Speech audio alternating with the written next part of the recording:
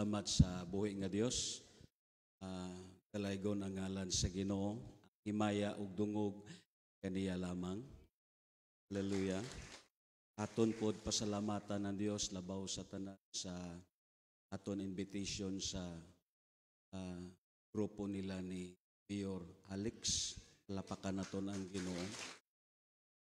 Ang akon prayer sa Dios nga gabay pa nga hindi lang kay ang ila motibo amo ang pag-ila-ila sa mga tao kundi ang akon prayer o Dios nga maka-join sila sa amon simba karon kag ang Dios mismo nagtubag yun.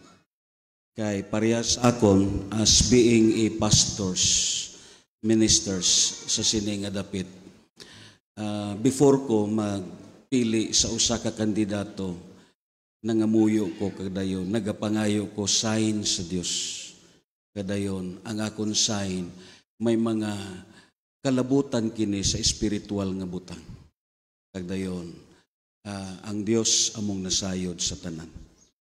Okay? Once again, may buntag ka natong tanan, labi na ang aton mga utod sa muhon, lakpakan nato ng Ginoo. Hallelujah. Magabarog ta kadayon, this time, aton respetuhon ang pulong sa Dios as we read this message sa aton tun-an sa Luke chapter 23 in verses 6 pakadto sa verse 12. Aton tun-an ang kabuhi ni Herod Antipas.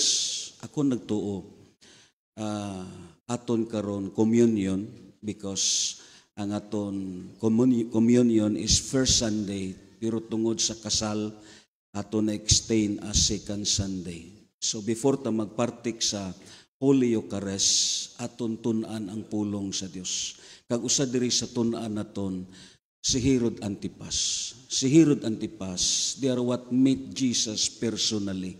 He encountered Jesus personally. But the Bible says he wasted the opportunity.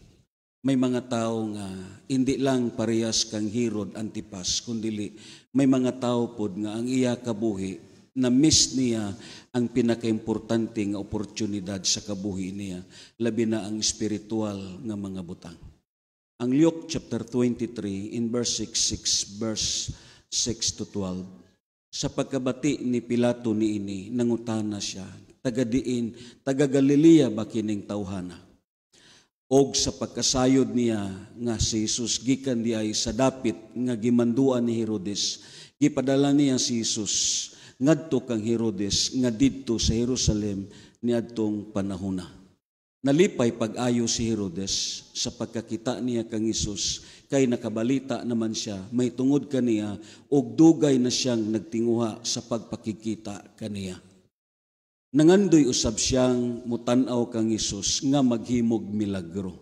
Busa gipangutanan ni Herodes Jesus bahin sa daghang mga butang apan wala gayud mutubag si Jesus. Sa verse 10, miduol ang mga kadagkuan sa mga pari ug ang mga magtutudlo sa balaod ug mipasakag bugat nga mga sumbong batok kang Jesus. Verse 11, unya gibugal-bugalan siya, gibiay-biay ni Herodes og sa iyang mga sundalo. Gisuloban siya nilagharianong bisti og gipadala balik kang Pilato. Niadto gayong adlaw nakigigala si Herodes og Pilato nga kaaway kaniadto. Diri naton makita that one of the scriptural basis sa kamatayon ni Kristo Jesus is the word silent, and the second thing is the word reconciliation.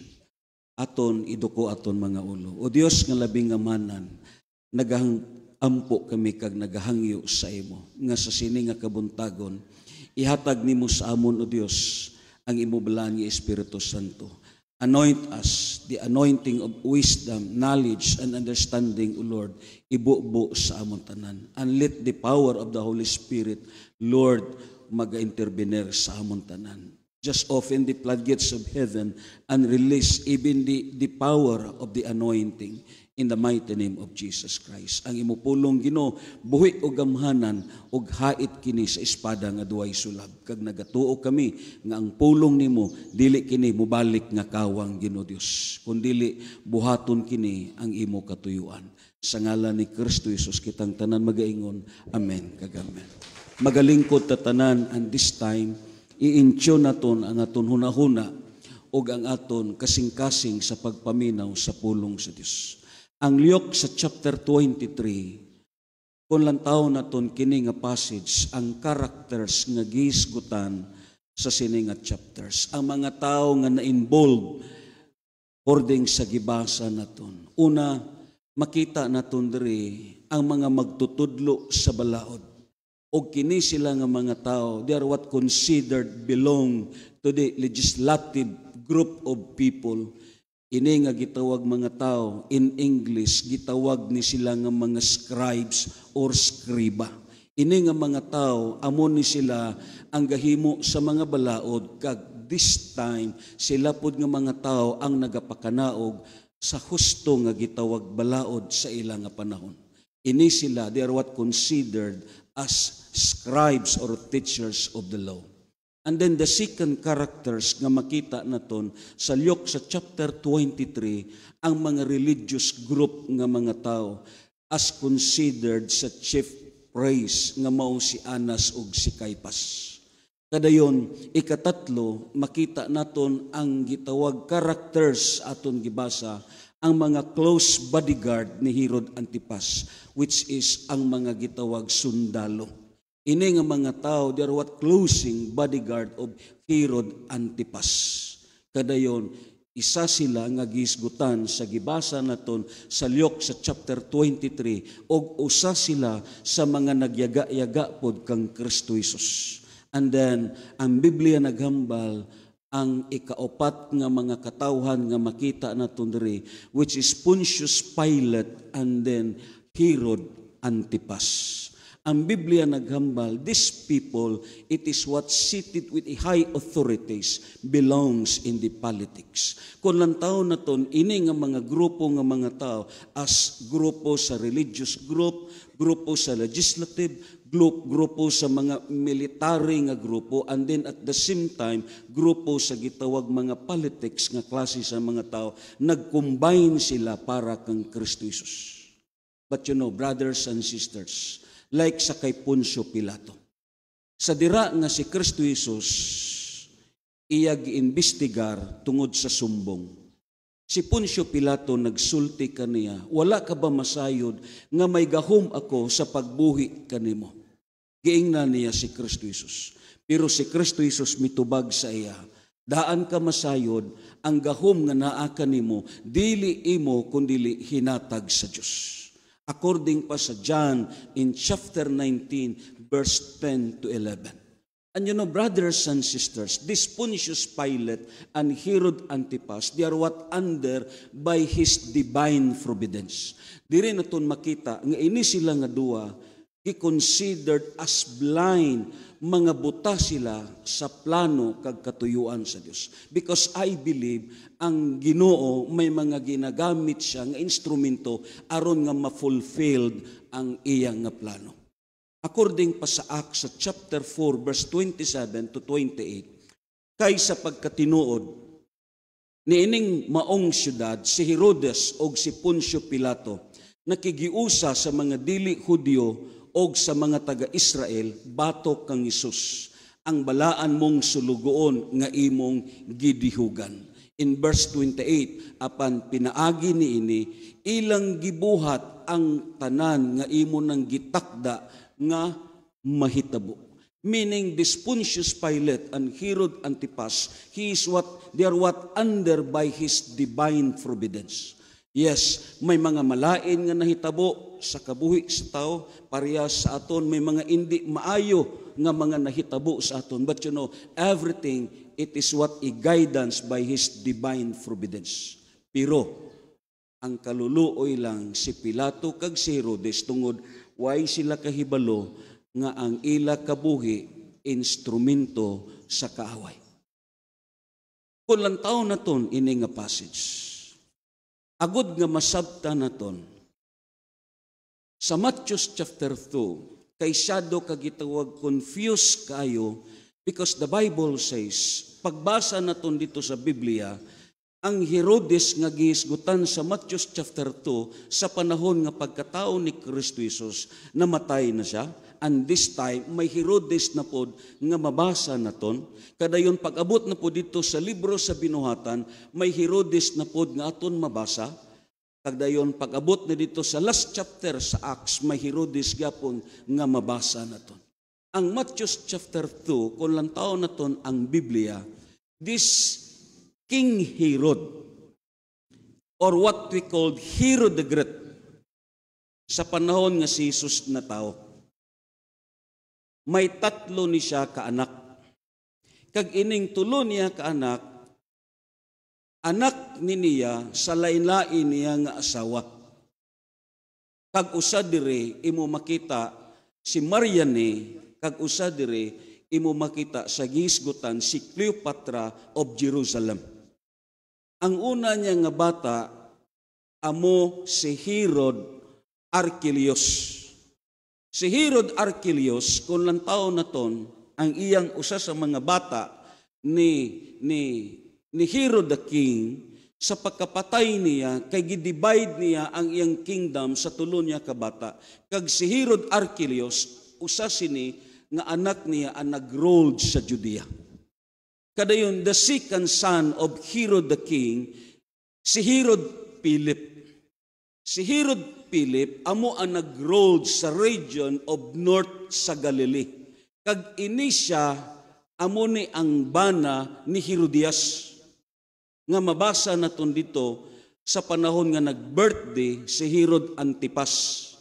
Kadayon, ang ikatatlo nga anak niya, amo ni si Herod the Tetrarch, or what we called Herod Antipas. Ang word nga Tetrarch, halin kini sa word nga tetra, meaning it is considered as fourth, meaning ang iya kini gigunitan bahin sa fourth district as being a ruler of Galilee and Perea. Kag ang Biblia mismo naghambal, ini nga tao, gikuha niya ang asawa sa iyang utod nga amo si Herod Philip, nga amo si Herodias, kag ginhimo niya nga kirida. Kag amo ni nga tao ang nagpapatay kay Juan Bautista. This is what Herod Antipas. Kag amo kini ang aton karon gitun-an, ang kabuhi ni Herod Antipas. Why? The Bible says, he met Jesus personally, but wasted opportunity. Parehas pod sa aton. Ako nagatuo. Kitang tanan ang oportunidad naglambot sa aton.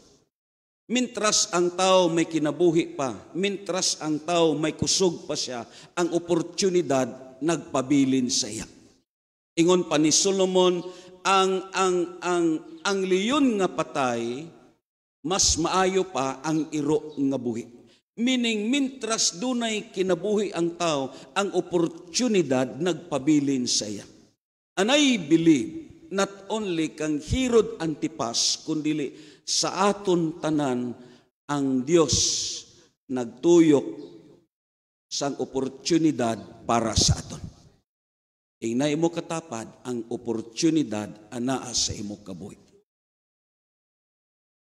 Amen. Like Herod Antipas. And the Bible says, kung lang taon na ton, sa Biblia, Herod Antipas clothed with pride because of his power, money, positions, and popularity. Amo ning gisulob sa sini nga tao. Because if you read this passage, grabe ang iya pagyaga-yaga kang Kristo Jesus. Without notice nga ang nagbarug sa iya, amo tong gipadala sa iya, agod nga ang kabuhi niya, madawat niya ang promesa sa Diyos. But because of pride, because of money, because of popularity. Because sometimes, ang grabe nga hindran sa kabuhi sa tao, nga hindi niya makita ang opportunity sa Diyos. Ang nagabuta sa tao, ang iya mismo garbo, ang kwarta, ang iya posisyon, kag ang iya popularity. Amo ni ang nagbuta sa tao, kag hindi niya makita ang oportunidad nga gihatag siya sa Diyos. But brothers and sisters, ang oportunidad ara lang sa kabuhi nimo. Kag amo po ni ang sakang Herod Antipas. Ang Biblia kung lantaw naton according sa passage naton, ingon pa diri as we direct this sa sini nga pagtuon, ingon pa diri sa Biblia. Dunay duha ka butang nga aton makita sa kabuhi ni Herod Antipas. Una, same as Rahab. You know the story of Rahab dito sa Josue Kapitulo 2. Usa ka prostitute nga babae nga nagpuyo dito sa Jericho nga giluwas sa Dios. Same as Rahab. Nakadungog siya sa mga nahitabo na hanungod sa kaanakan sa Dios dito sa Ehipto. Ang paglabang sa mga Israelites sa pulang nga dagat, ang pagbuhat sa mga milagro sang Dios diha mismo sa tunga sa mga Israelites, kag si Rahab daghan na kayo ang iyang nadunggan mahitungod sa Dios. And this is same also sa kabuhi ni Herod Antipas. Daghan siya og may nabatian parte kay Kristo Jesus. Kag parehas pud sa aton. Parehas pud sa akon sang una. Daghan ko og nabatian mahitungod sa pag-alagad sa Dios. Pero hindi nimo kini ma-experiensyahan kung dili ka mutilaw diha sa pag-alagad sa Dios. Because the Bible says, "Taste and see that the Lord is good." Ang Biblia nagambal, same as Rahab, the prostitute, he heard a lot of things concerning Jesus, His personality, teaching, and miracles. And then the second things, kung lang taon na ton, he had a great longing to see Jesus personally. Amen. Ang verse 9 sa Luke sa chapter 9, nagaingon, miingon si Herodes, gipapunggutan ko na si Juan, apan kinsa man di ay kining tawhana, nga daghan mang butang ang akon hidunggan mahitungod kaniya. Og naninguha siya sa pagpakigkita kang Hesus. Amen. According pa sa ikadua, kung lantaon na ton, nangandoy siya nga si Jesus makita niya sa nawong kag nawong. Nangandoy siya nga ining Jesus nga iya pirmi lang mabatian ang iyang pangandoy nga makita niya personally. Pag ini nga pangandoy, it is endangered spaces. Kung tuod kini nga pangandoy. Talagsa ka lang kakita karon sa mga tao nga nangandoy parte sa Dios. Amen.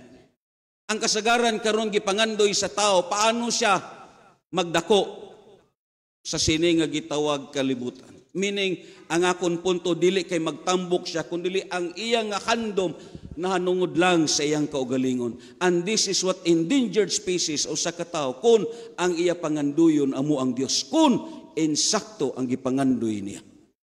Kag mao kini ang duwa ka butang anak kang Herodes. Gusto niya makita si Kristo Jesus sa nawong kag nawong. Parehas sa inyo kabuhi. Kinsay nangandoy kay Jesus, ibayaw ko ninyo kamot. Amen. Gabay pa, nga kontras ang inyo pangandoy kaysa kay Herodes. Lahi ang inyong motibo kaysa kay Herodes.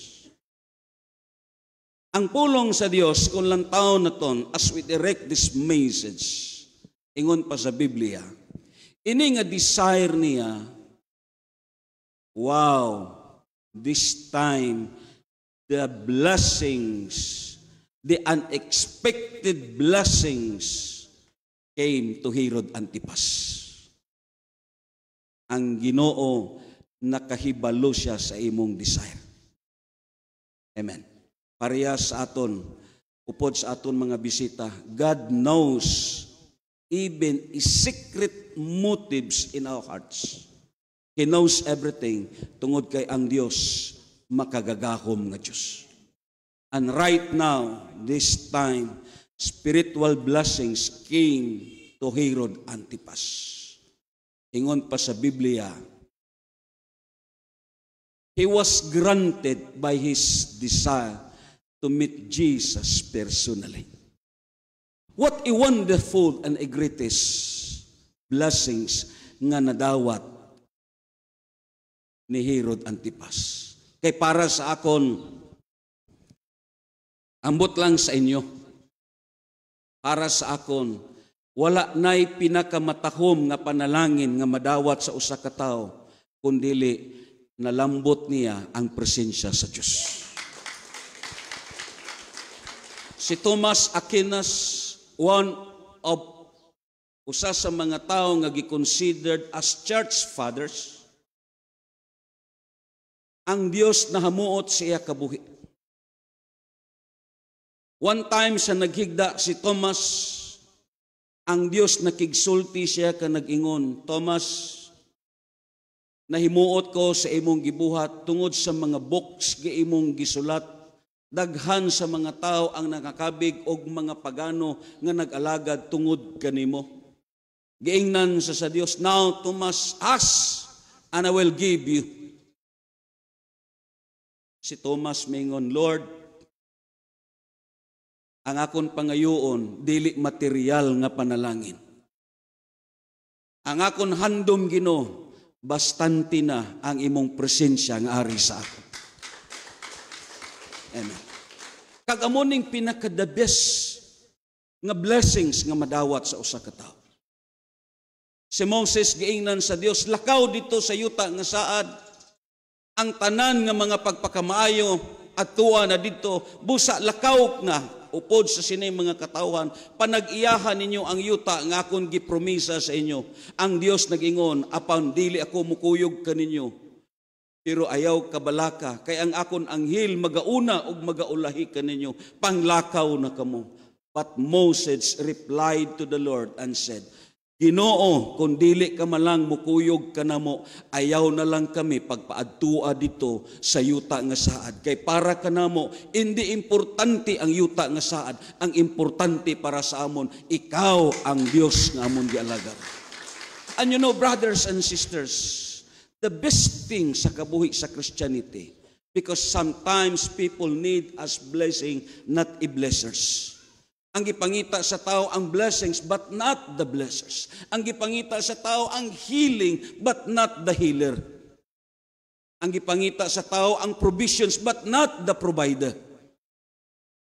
Shadow ka, the best na nga blessings kung naglambot sa imo kabuhi ang oportunidad, naglambot sa imo kabuhi ang spiritual nga blessings. And one thing, ang desire ni Herod Antipas, gigrant siya sa Dios, as twinkle of an eye, ang iya pangandoy, ara na sa atubangan niya.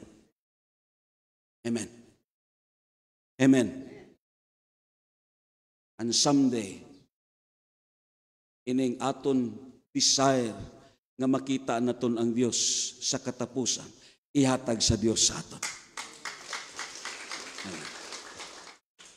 And the Bible says, according pa, dito sa Amplified Version sa verse 8, now when Herod saw Jesus, he was exceedingly glad. Wow, ang Biblia naghambal. Ang word nga exceedingly, it is same the word as extremely. Hilabihan ang iyang kalipay sa pagkakita niya kang Kristo Jesus. Why siya nag-expect nga ang iyang gipangandoy nga tao makita niya, and this time he was exceedingly glad when he saw Jesus Christ. Nalipay siya pagayo. Amen. And then the second things, kung lang taon na ton, sa sining nga passage, the greatest opportunity came to his life because ang Living Bible translations dito sa verse 8 nag-ingon, Herod was delight at the opportunity to see Jesus. So brothers and sisters, right now, the greatest opportunity of his life, ara sa iya atubang nagbaro. Ang akon pod karon, gi-offer sa inyo, ang akong karon gipugas sa inyo, ang akong karon gihatag sa inyo, ang pinakanindot ning oportunidad sa kabuhi. Ano ning pinakanindot nga oportunidad? Ang pag-alagad sa Diyos.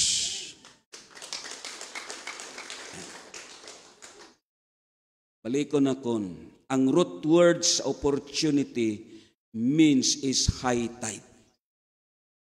Inang taob, that is the root word of opportunity. Ang usa ka sakayan, ang usa ka barko, kung hunas na, hindi na niya maplastar ang iya nga gitawag sakyanan sa dagat diha mismo sa pantalan. Pero kung taob, mapahaluna niya sa insakto ang iyang gisakyan. Kag amo po ni ang kabuhi naton, mintras pataob pa ang imo kabuhi, yes, timuni, kag ang direksyon sini paduong dito sa Dios. Kay base kung maabtan ka sa hunas, ako nagtuo ang direksyon sa imo kabuhi, hindi ka nakalambot pakadto sa Dios kay nga naabtan ka sa hunas. And that is the word opportunity. Mga igsoon ko, ang oportunidad ari lang nagtuyok sa aton. And this time amuning akon gi-offer sa inyo as the opportunity of life. Amen. Kagdayon, ang Biblia naghambal, opportunities are always surrounding people. Amen. Like say for example lang, ang pagbuhat sa maayo, that is opportunity. Amen. Ang pagtabang sa tao, that is opportunity. Labi na ang aton mga utod as running sa ilang nga gitawag nga pangandoy kag upod sa tabang sa Dios, that is an opportunity. Maministry ka man, ara ka man sa imo trabaho, that is what an opportunity. Ang tanan oportunidad na. Kay nga man, ang Dios gilantaw ta niya how we do a responsibility. Amen ba? And that is what opportunity. Palapakan na to ng Ginoo.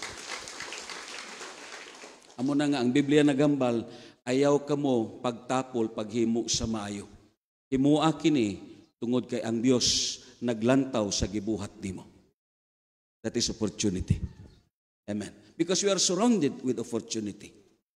Ang Biblia naghambal, ingon pa dire, it's not lack of opportunities as the problem, but the inability to see the precious opportunity. Sahay, nagpabuta-buta ta sa oportunidad ngari sa aton palibot. This time, singa na imo katapat, ang oportunidad, anaalang ka nimo. Amen. And the third thing, God uses many methods and ways in order that we hear the gospel of salvations. Amen.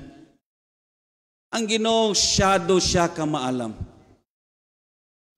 Himuon niya ang tanan, agod nga ang tao makadungog sa iyang mensahe. Like kay Herod Antipas, nangandoy siya nga ang iyang nga gitawag kabuhi, makita niya si Jesus personally. But you know, God uses all things, even a hard, like sa kabuhi niya. Amen. Because the Bible says, agod nga ang tao makadungog siya sa pulong niya. Because ang Romans 2:11, God has no respecter of persons. Walay pinalabi ang Diyos. Kitang tanan, isa lang atubangan sa Ginoo. Amen. Yes, kung lang tao na to ng Biblia, ang gospel hindi lang para sa mga tao nga mga dato. Ang gospel hindi lang sa mga tao para sa mga profesional. Ang gospel hindi lang sa mga tao nga ara sa middle ang pangabuhi.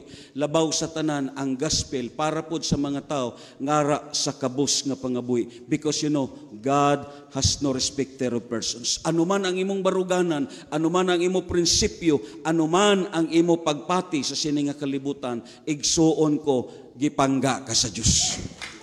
Because God has no respecter of persons. Kitang tanan alalangay sa mata sa Ginoo.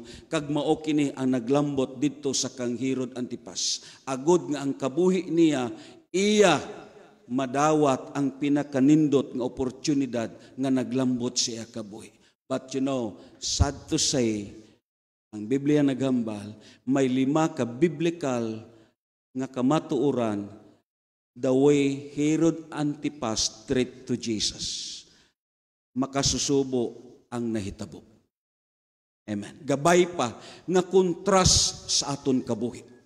Hindi parehas kay Antipas ang mangin kabuhi naton. Anong gihimo ni Herod sa dira nga si Jesus ara na siya atubang? Ang Biblia naghambal, his longing to see Jesus since for a long time is useless because he looked Jesus as prisoners, like an ordinary prophet or an ordinary Galilean worker. Nga useless kay ang paglantaw niya kay Jesus, usa ka piniriso, usa ka sad-an, usa ka ordinaryo nga tao, usa ka tao nga hindi Diyos. Kita nga tao, depende sa aton pagpati kang Kristo Jesus. Amen. Matag usa sa aton, may kaugalingon ta nga prinsipyo, pagtuo, parte sa Dios nga mao si Kristo Jesus. Kag amo ni si Herod Antipas, but you know, brothers and sisters, hindi na kaduha-duhaan si Jesus amo ang bugtong anak sa Dios. Ang Biblia nagambal, for God so loved the world that He gave His only one begotten Son, and this begotten Son, no other than it is Jesus Christ. Amen. O galing si Herod Antipas, ang paglantaw niya kay Jesus, usa lang ka piniriso nga tao, usa ka ordinaryo nga tao, usa ka gitawag panday nga taga Galilea. Na-miss niya ang pagkilala kay Jesus. Kagabay pa sa sini nga kabuntagon, hindi naton pag-imis ang pagkilala kang Kristo Jesus. Si Kristo Jesus amo ang Ginoo, hari sa mga hari, kag Dios naton. Yes, it is very useless. Parehas pod sa aton karon. Ang aton pagkari sa sini nga gitawag simba, useless kini kung ang imo pagpati kang Kristo Jesus dili sa Dios. Jesus Christ, He is the Son of God. He is the Son of the living God. Sa Apostles' Creed naghambal, mituo ako sa Dios nga Amahan sa makagagahom sa tanan, mituo ako. Amen? Ang last part diha, nagatuo ako sa bugtong nga anak nga mao si Jesus, og maghukom siya sa mga buhi ug sa mga patay. Amen? Because Jesus Christ is a God Himself. Diyos siya og magahukom sa aton mga salita. Ikadua, ingon pa sa Biblia, He longed Jesus not because He want Him, but He longed to see only a miracle.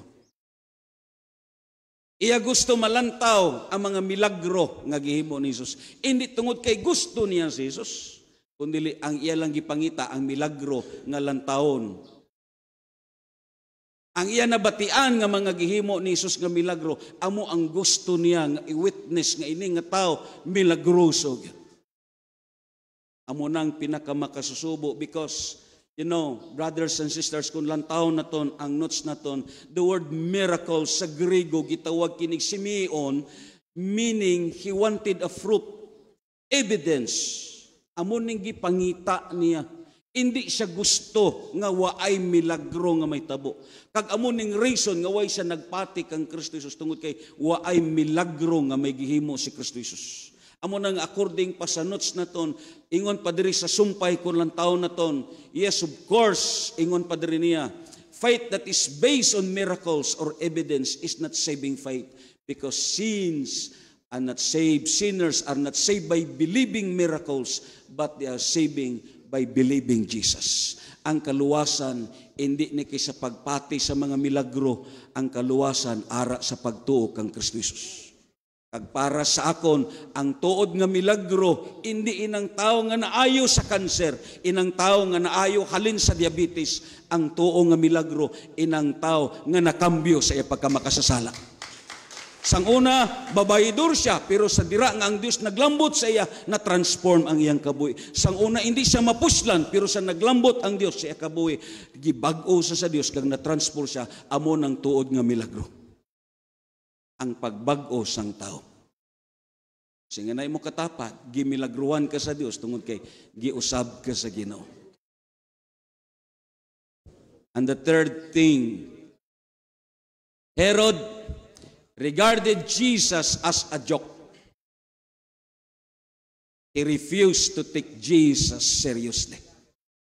Silang pa sa New Century Version, after Herod and his soldiers had made fun of Jesus, gihimo nila katawanan ng Diyos, giyaga-yagaan, gibiyay-biyay, gihimo nila kalingawan ang Diyos. And you know, sometimes, amuning kabuhi sa mga tao nga way nakasabot.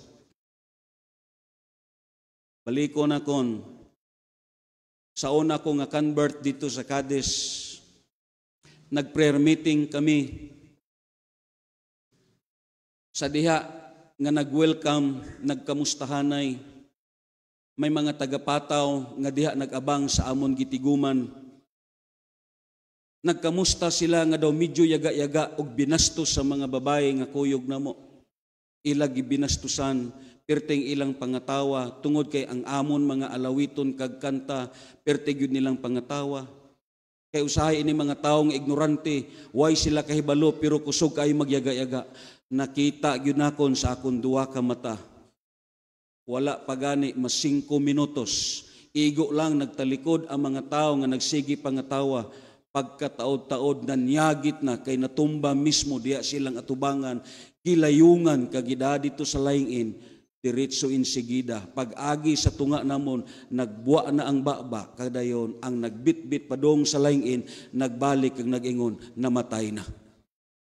Nga, hindi naton himuon ang mga butang nga makapasubo sa Ginoo.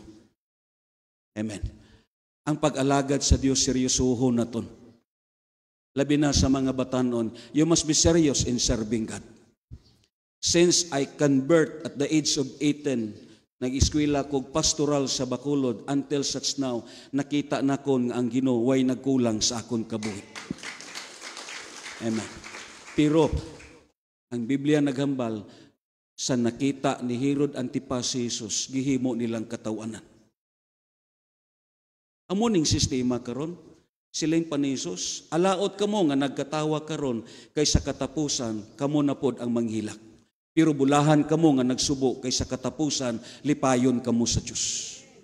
Lantawan ning mga tao nga nagyaga-yaga, lantawan ning mga tao nga naghatag og dili maayo kasakitan sa imong kasing-kasing, pailob lang kay nga ang tanan butang, all these things shall come to pass. Ang balos iya sa Dios. Pakpakan nato ng Ginoo. Ang ikaupat, siling padiri sa ikaupat, Herod Antipas and his soldiers treated Jesus contemptuously. That would be translated that Jesus is not important. Nga ilagay-agayaan tungod kay para sa ila, hindi importante ang Diyos. Ang na mo katapad, si Jesus ba hindi importante sa imo? Amunin naglambot sa ila. Para sa akon, madula man ang tanan, basta ang Diyos di lang. Amen. Yes, may mga tao sahay nga di malipay kung way kwarta. Amen? Pero ingnon ta kamo, mas maayo na nga way kwarta basta may Diyos ka. Amen. Magabarog ta diha sa tiilan sa Ginoo. Kag ang ikalima, Herod Antipas focuses only for his present time, not considering to his end. He failed to discern the present visitations of the Messiah. Nga may mga tao kusog magyaga-yaga, may mga tao nga para sa ila, hindi importante ang Diyos. Nga may mga tao, way nila giyatagan, dago pagtagad ang Ginoo. Ini nga mga tao, ang gilantaw nila, ang subong lang. Ang subong, ang karon lang. Herod Antipas focuses only for his present time, Pareha sa mga batanon, kamo diya ngara sa likod. Ayaw kamo pagpabilin nga ang inyo lang pirmi lantawon ang karon. May panahon gyud nga maminyo kamo, mga buhi kamo. Hindi kamo pirmi maglantaw nga ang inyong trabaho magsige lang pangayo. Lantawagid ninyo ang umaabot. Labaw sa tanan, ang ending sa aton kabuhi. Ang tanan butang may pagtapos. Amuning way gidumdum ni Herod Antipas. Nagtuo siya nga ang gahom niya, ang kwarta niya, ang popularity niya, ang posisyon niya, magpabilin diya sa iya. Way siya kahibalo that all these things shall come to pass. Amen. Si Napoleon Bonaparte, sa diha nga napildi na siya, ang syagit niya. Alexander the Great, Julius Caesar and I, as Napoleon Bonaparte. We conquer the world by means of swords and cruelty. But Jesus Christ conquered the world by His love. Nga, hindi ta magpabilin sa sini nga kalibutan. Ang lantaw naton ang aton yud katapusan. Amen. Kaya kung hindi ka maglantaw sa imo katapusan, hindi ka kahibalo magpaubos. Hindi ka kahibalo magpasaylo. Labaw sa tanan, magpabilin ka nga matinas-taason. Pero kung lantaw nimo ang imo katapusan, you remain humble in the eyes of God. And then you always pray nga ang Dios maluoy sa imo kabuhi. Amen. I believe ang pagkita ni Herodes kag ni Kristo Jesus, it is not an end. Hindi ni among katapusan. Because the Bible says, once again, this Herod Antipas and Jesus Christ will meet once again. Hindi na sa palasyo ni Herod Antipas, dito na sa trono sa paghukom. Hindi na si Herodes ang mukatawa. Hindi na si Herodes ang magyaga-yaga. This time, sa panahon nga ilag investigate si Kristo Jesus, mihilom lang si Kristo Jesus. Kag sa sini nga panahon, ako nagtuo, si Herodes na pod ang muhilom sini.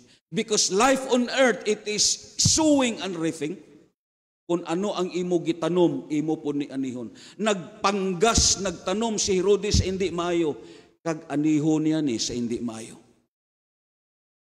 Anong gihambal dito sa Gipadayag Kapitulo 20? Unya, nakita ko ang dako og puti nga trono og ang naglingkod niini, which is Jesus Christ. Mipahawa ang yuta og ang langit gikan sa naglingkod sa trono og wala na kini makita pag-usab.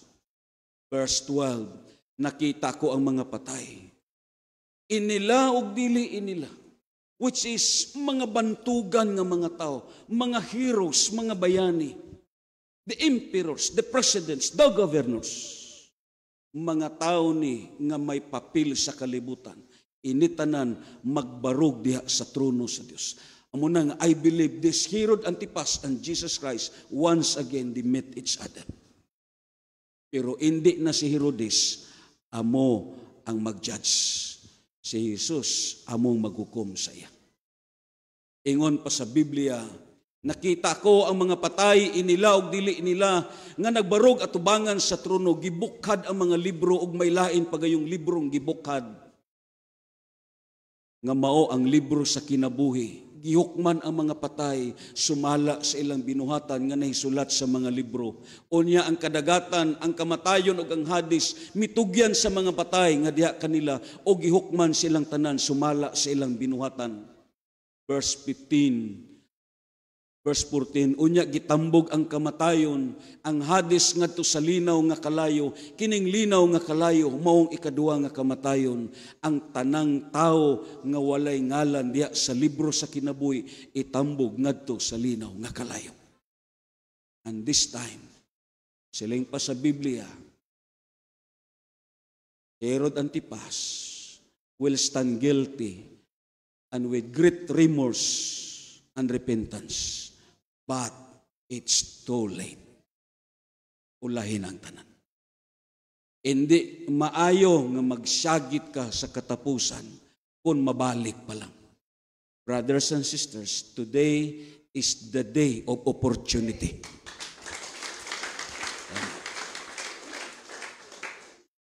Kag ang pulong sa Dios nagahambal.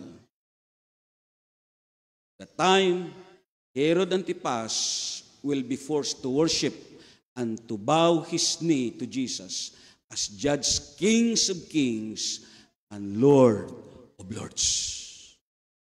Mapugos siya nga magmit lang sa iyang dila nga si Jesus amo ang Ginoo sa tanan, hari sa mga hari sa tanan, og ang tanan binuhat sa langit og ibabaw sa yuta mangyukbo sa pagpasidungog sa ngalan ni Jesus. Aton simbahon ng Ginoo. Lord, nagapasalamat kami sa imo. Hamon ikaw ginalift up o Dios. Ingon pa sa Philippians, mangluhod ang tanang binuhat nga tuwa sa langit, sa ibabaw sa yuta, sa ilawom sa yuta, sa pagpasidungog sa ngalan ni Jesus. May tatlo ka lugar nga gisgutan diri sa Biblia. Una, it is what the place of heaven. Second, it is what the place of planet Earth, ang ari sa ibabaw sa yuta. Kag ari ta karon ibabaw sa yuta. Pero lihom sa aton kahibalo, may mga tao pa adto ilawom sa yuta.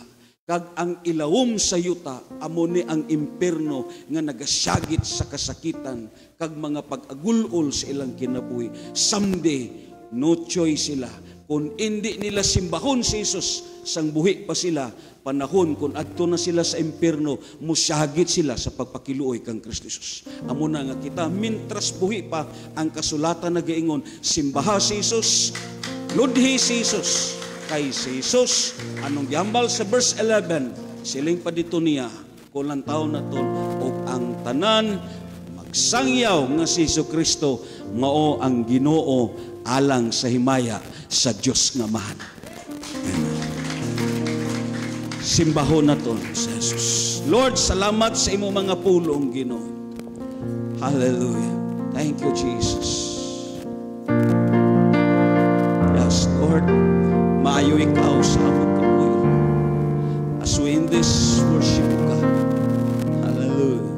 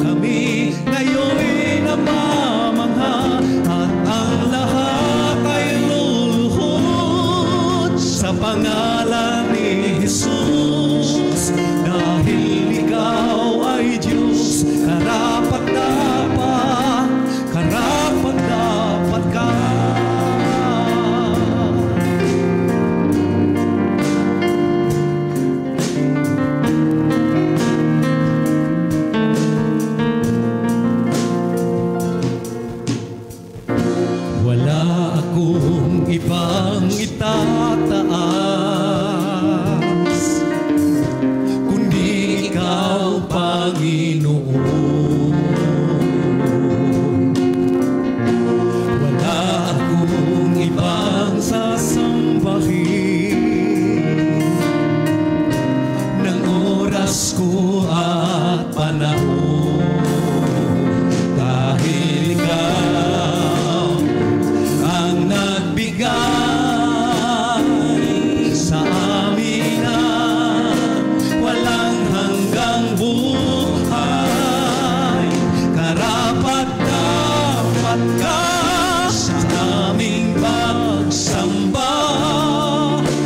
kapangyarihan mo kami ngayon namamangha, at ang lahat ay luluhod sa pangalan ni Jesus. Dahil ikaw ay Diyos, karapat-dapat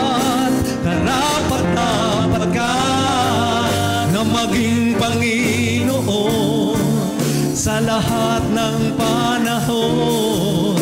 Sa dalangin namin ay tumutugon, karapat-dapat ka sa aming pagsamba.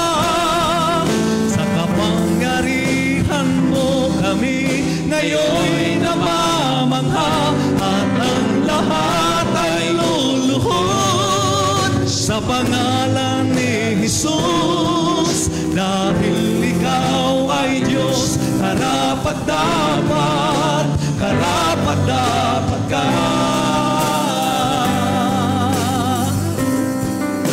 Karapat-dapat ka.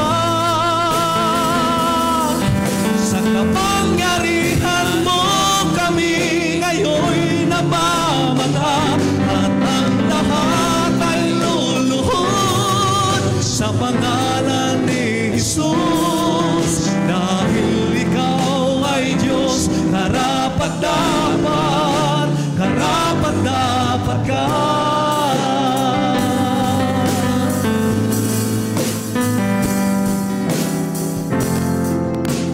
Karapat-dapat ka. Hallelujah. Before we partake the Holy Eucharist, aton gunitan ang aton katapad sa wala kag sa tuo. Let us give thanks to the Lord sa pinaka nindot nga opportunity nga naglambot sa kabuhi naton. Aton pud pangamuyuan ang aton gigunitan nga gabay pa nga ini nga kabuhi, hindi naton ma-abuse, hindi naton mausikan. Ihatag naton ang pinaka the best sa Ginoo. Magadungan tatanan sa pagpalapit diha sa buhay nga Dios. Hallelujah.